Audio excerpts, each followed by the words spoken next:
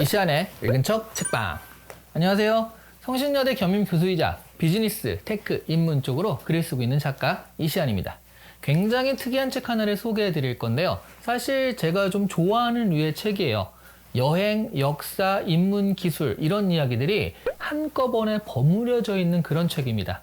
한강 다리들을 따라서 이야기가 전개되는데요. 일단 정말 재미있는 지명과 지역의 역사를 알게 되는 건 덤이죠. 자이언티의 노래가 그 많은 다리 중에요. 양화대교, 양화대교. 네, 죄송합니다. 쓸데없이 성대모사를 했군요. 네. 하필이면 양화대교인 것도요. 그리고 강남 땅이 비싸지게 된 것도 이래서였구나, 이런 이유였구나 하고 깜짝 놀라면서 알게 되죠. 오늘 소개해드릴 책은요. 바로 윤세윤 작가의 한강다리 서울을 잇다입니다. 경기대 토목공학 교수님이 쓴 책이라 얼핏 다리에 대한 공학적인 설명을 늘어놓은 책인 줄 알았는데요. 그런 것도 있긴 있어요. 그런 설명도 있긴 있는데 그것만 있는 게 아니라 그건 굉장히 일부로 있고요.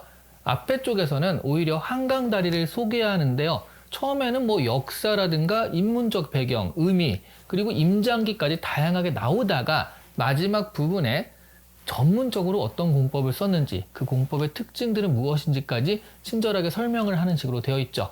그런데 이 부분이 좀 어렵다 싶으시면 넘어가시면 돼요. 그러라고 아마 뒷부분에 조금씩 붙여놓으신 게 아닌가 싶더라고요. 제가 이 책의 구성을 보고 이럴 줄 알았거든요. 여기 다리에 대한 이야기들이 너무 흥미진진합니다. 한남대교는요, 처음에 제3한강교란 이름으로 건설되었는데 이게요, 또다시 6.25 같은 전쟁이 났을 때 사람들이 대피할 수 있는 다리를 마련하고자 건설되기 시작을 했다고 하죠. 양화대교가 제2한강교였는데요. 여기는 전시에는요, 민간인들은 못 건너고 군사작전으로만 쓰입니다.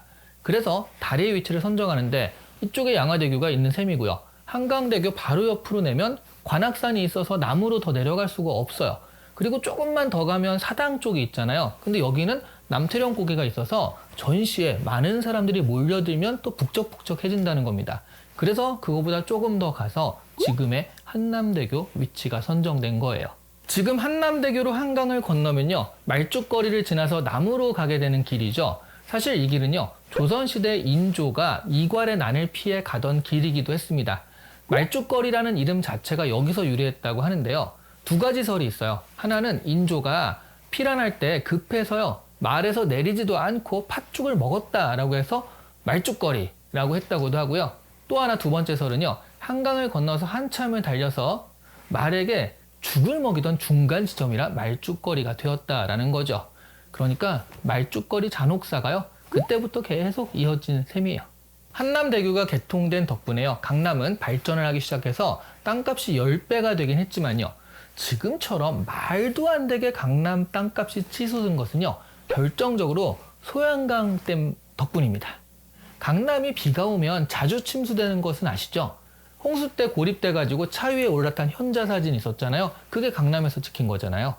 예전에는요, 강남 땅이 쓸모없는 땅 취급이 되었다고 하는데요. 그게 바로 여기가 상습 침수 지역이어서 그런 거예요. 그런데 소양강댐이 그걸 해결한 거예요.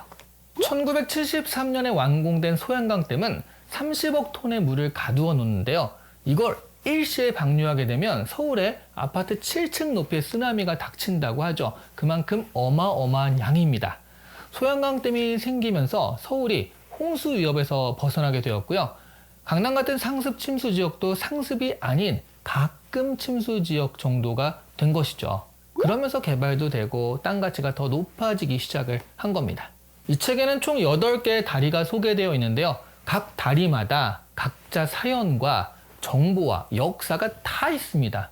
저는 사실 한강다리라고 딱 하니까 가장 먼저 양화대교가 떠올랐거든요. 그런데 아니나 다를까, 이 책에서도 가장 먼저 소개하는 다리가 양화대교더라고요. 왜 양화대교가 제일 먼저 떠올랐을까 생각을 해보면 아무래도 자이언티의 노래 양화대교가 큰 이유 같습니다. 택시운전사인 아버지에게 어디냐고 하면 항상 양화대교, 양화대교 죄송합니다. 양화대교라고 했다는 그런 가사잖아요. 그래서인지 약간 다른 다리들과 달리요, 서민의 애환이 서려있는 다리 같은 생각이 드는데요. 그게 다 이유가 있더라고요. 1960년대 개통된 양화대교는요, 원래 이름이 제2한강교로요, 한강대교 다음으로 건설된 다리인데 이 다리는요, 전쟁 시에 인천으로 들어오는 군용 물자를 서울 서부 지역으로 신속하게 이동시키려는 군사 목적으로 건설이 되었습니다. 그러다 보니까 서울과 인천을 연결하는 다리인 거예요. 그런데 사실 강서구 지역 그리고 인천이나 부천 지역은요, 60년대, 70년대 지방에서 서울로 이주해온 사람들이 많이 정착하던 지역이었고요. 그들 대부분이 연고 없이 서울, 경기도로 온 사람들이다 보니까 대표적인 서민층이 되었던 겁니다. 그 서민들이 서울로 출퇴근하는 다리가 그래서 양화대교인 거예요. 그게 자이언티의 아버지가 늘 양화대교를 건너고 계신 이유죠. 만약 자이언티 아버지가 청담대교 그러면 좀 안 어울리잖아요.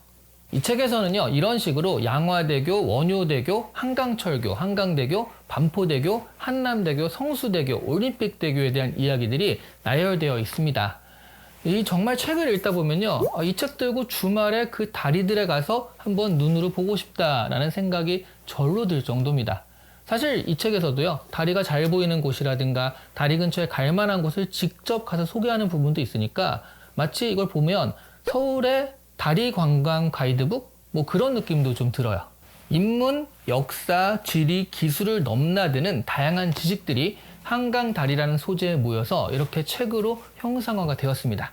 우리가 한 번쯤은 지났던 다리들이고 또 어떤 분은 지금 매일 출근하는 다리들인데 여기에 이렇게 그동안 우리가 몰랐던 사실들이 많았다는 것이 사실 좀 신기하기도 합니다.